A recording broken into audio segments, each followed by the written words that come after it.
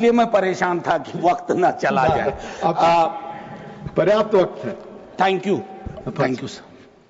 जी नहीं, first supplementary वो पूछ रहे हैं। You are here just.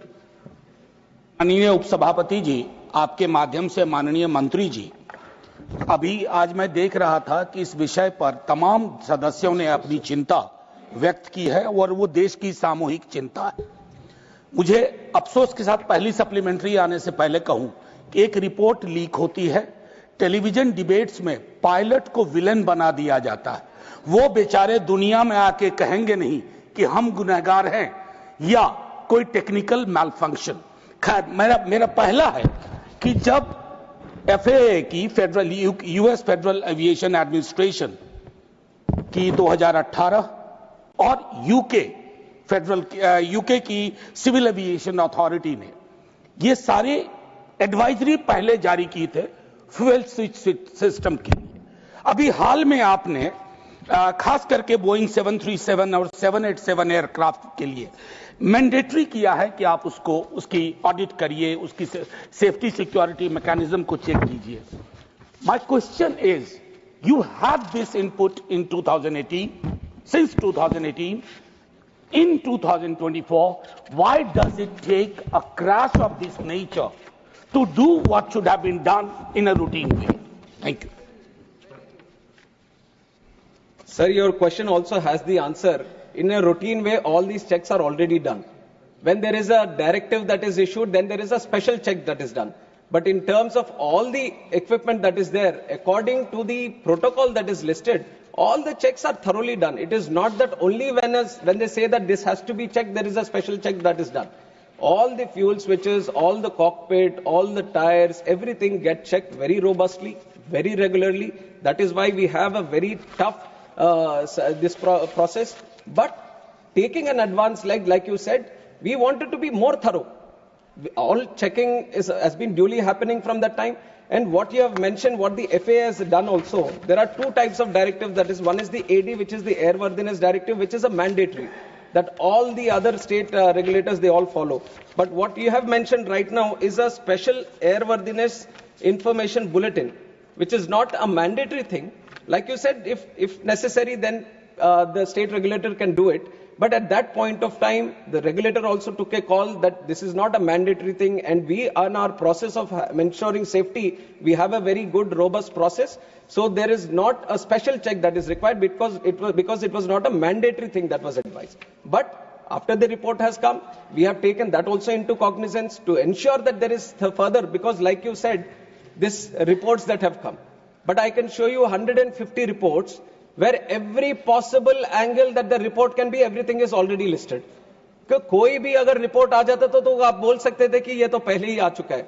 So they have written every possible angle, right from the Western media to everyone. So that you can't just point out to one, say that this has been leaked. Because all the reports, I have 10 different angles which are written, which are now not coming out, not being discussed, because they are not touching this topic. But had it touched another topic, another report would have come ki isne already ye likha hai. So this has been right because of the interest that has been there.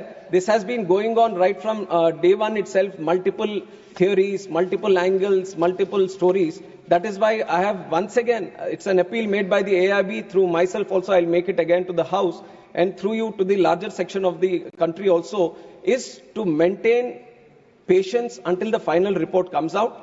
And we want the truth to be coming out, and we have to give that much space for our AIB also to work. And that is what I request. Second supplementary, मान्य झा जी। शुक्रिया उप सभापति जी। जब मैंने कहा था कि ये रिपोर्ट्स आपके पास थी, एडवाइजरी थी, तो इन्होंने कहा कि आपके प्रश्न में ही आपका जवाब है। वो मैं एक विडंबना का जिक्र कर रहा था। It was a statement based on irony, an unfortunate irony, not a plain statement. Having said that, thoda background mein sir. Having said that, I'm also aware, like all of you, my friends here, that the duopoly, this Airbus, Boeing, we are aware at the global scale.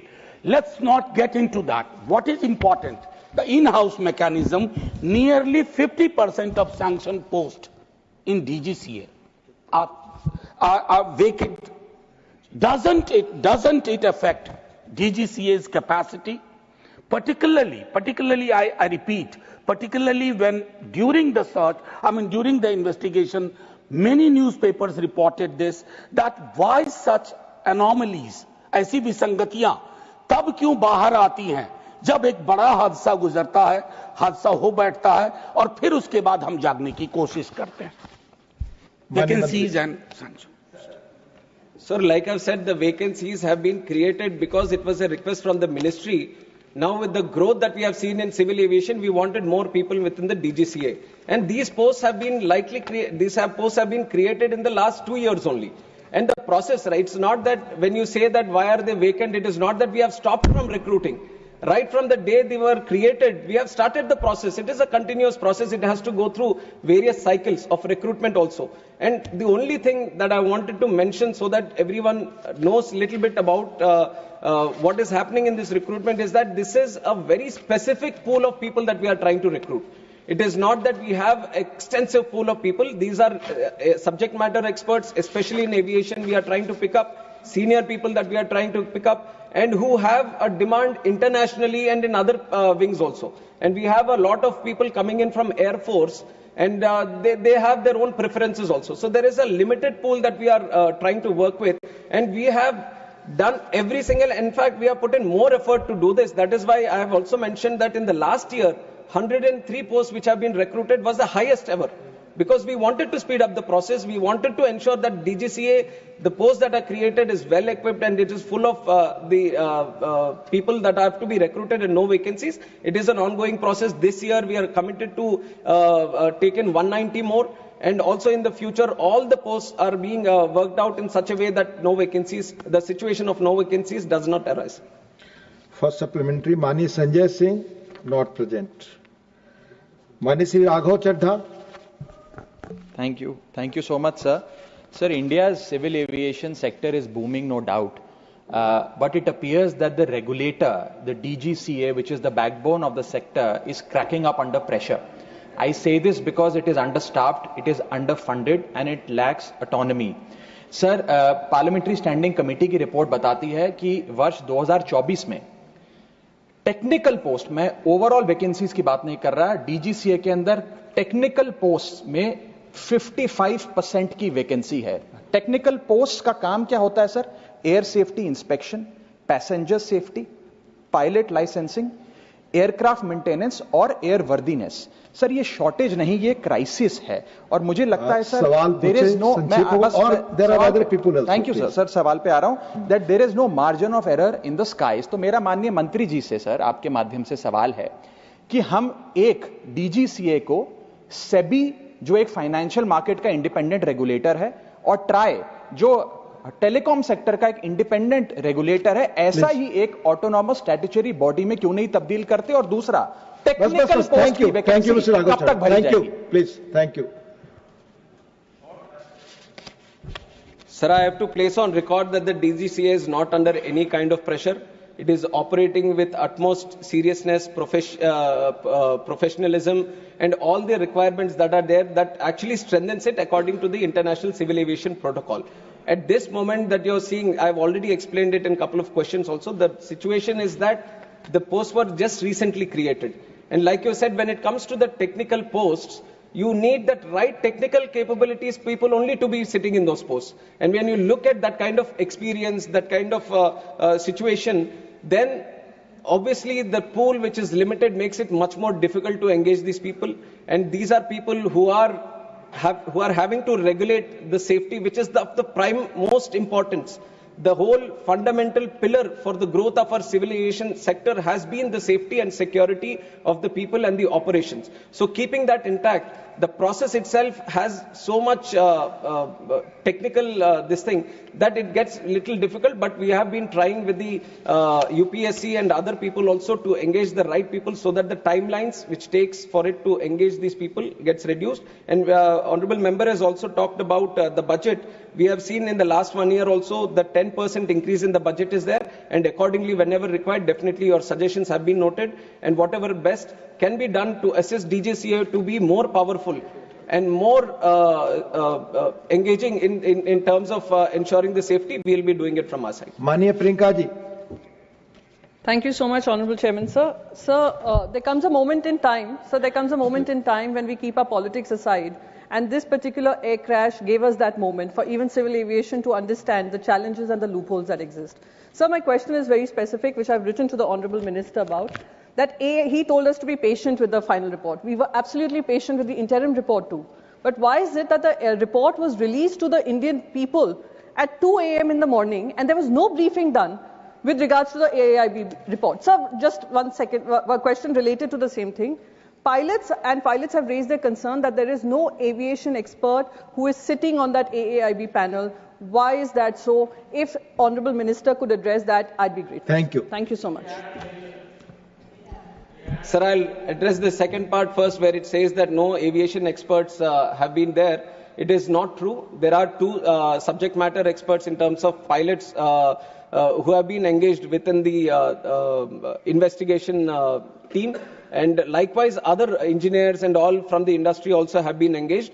And International Civil Aviation Organization observer also from the UN, where a lot of articles were there that he was rejected and all. So baseless articles have come up at the time, but everyone who was supposed to be in the investigation team, they have all been there. In fact, pilots have also been there. So that addresses the second part. And also regarding the report releasing, it was entirely up to the AIB. It was up to the AIB to finish the report and to release the report. And it's not that when they finished, then they uploaded it. It is according to their this thing. I don't think there was very specific reason of why it has been released in the night or in the morning. It was the report which was supposed to be released, and it was released at that time. Dr. John Brittas. Specific shortage of time. So after the Kozhikode air crash, the Aircraft Accident Investigation Bureau, AIB, has set up a flight data recorder and cockpit voice recorder lab, incurring a cost of 879 lakhs. Is it a fact that the investigation, even after that, the investigation is being conducted by AIB lab, or has the Indian government sought any assistance from a foreign country? Thank you, Manevantri. Sir, I have mentioned in the answer of the first question that this is the first time the FDR, the CVR has been decoded in the country, and how we have done it and why we are saying that we have done it is exactly because we have started the lab which could be able to do it here in India itself. And the money which was there has been put in to establish this lab. It's now, and because of the lab itself, we were able to do it in the country. The House stands in-house. The House stands adjourned to meet at 2 p.m. lunch.